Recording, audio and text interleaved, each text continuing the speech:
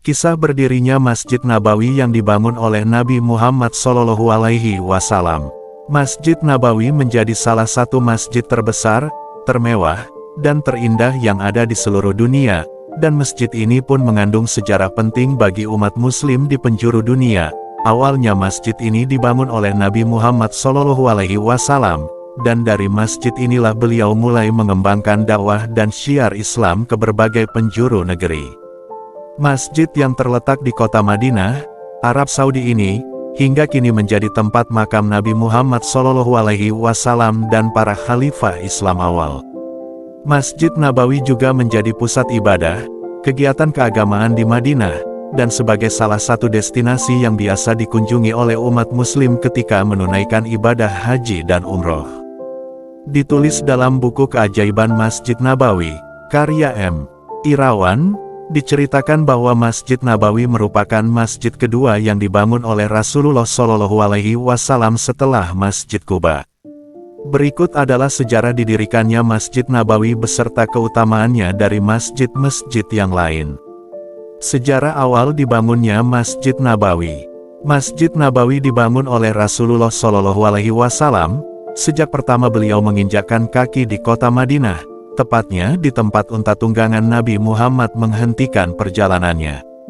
Sebelumnya, lokasi tersebut merupakan tempat penjemuran buah kurma milik dua orang anak yatim bersaudara yakni Sa'al dan Suhail bin Amr yang kemudian tempat itu dibeli oleh Rasulullah SAW.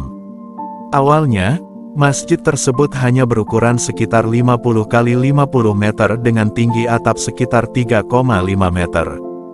Rasulullah membangun dengan kedua tangannya sendiri kemudian dibantu oleh para sahabat dan kaum muslimin lainnya.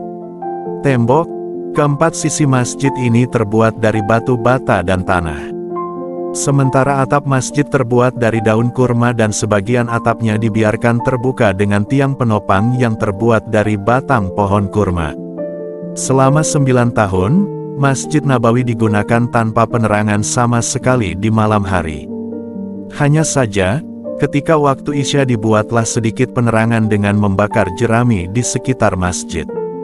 Di bagian samping pada salah satu sisi masjid, dibangunlah kediaman Rasulullah SAW. Kediaman Nabi Muhammad ini berukuran tidak terlalu besar dan tidak lebih mewah dari keadaan masjidnya, hanya saja terbangun lebih tertutup. Kemudian di zaman pemerintahan Khalifah Umar bin Khattab, dinding-dinding kamar ini mulai diperbaiki dan dibangun permanen. Ada juga bagian yang digunakan sebagai tempat tinggal para fakir miskin yang tidak memiliki tempat tinggal. Renovasi dan perluasan Masjid Nabawi. Setelah awal dibangunnya oleh Rasulullah SAW, Masjid Nabawi sempat mengalami beberapa kali renovasi untuk memperluas masjid. Menurut sejarah terlengkap peradaban Islam karya Abdul Syukur Al-Azizi, Masjid Nabawi mengalami perbaikan untuk pertama kalinya di tahun keempat Hijriah, dan setelah itu, Masjid Nabawi berulang kali mengalami perbaikan dan perluasan. Pada tahun 7 Hijriah, Rasulullah SAW mengambil kebijakan untuk memperluas Masjid Nabawi karena jumlah umat muslim semakin banyak dan masjid menjadi begitu penuh. Beliau menambahkan masing-masing 20 hasta untuk panjang dan lebar masjid. Renovasi yang menghasilkan perbaikan paling signifikan terjadi di tahun 1265 Hijriah pada masa pemerintahan Sultan Abdul Majid. Pembangunan tersebut memakan waktu selama 12 tahun lamanya. Dinding dan tiang-tiang masjid mulai dipercantik dengan ukiran dan kaligrafi indah yang masih bisa disaksikan hingga saat ini. Di zaman modern, Raja Fahd bin Abdul Aziz memiliki peran yang cukup besar dalam perluasan Masjid Nabawi.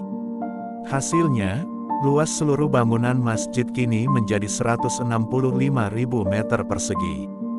Jumlah menara yang semula 4 buah ditambah menjadi 10 buah. 4 diantaranya berketinggian 72 meter dan 6 lainnya setinggi 92 meter. Jumlah pintu masjid juga ditambah menjadi 95 buah pintu.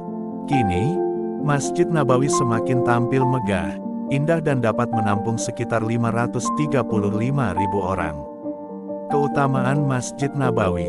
Masjid Nabawi juga memiliki keutamaan yang berbeda dari masjid-masjid lainnya.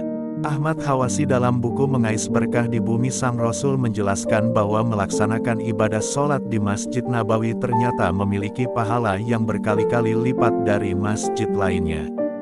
Hal ini turut disebutkan dalam hadis dari Jabir, bahwa Rasulullah Shallallahu Alaihi Wasallam bersabda, "Satu kali sholat di masjidku ini, lebih besar pahalanya dari 1000 kali sholat di masjid yang lain, kecuali Masjidil Haram.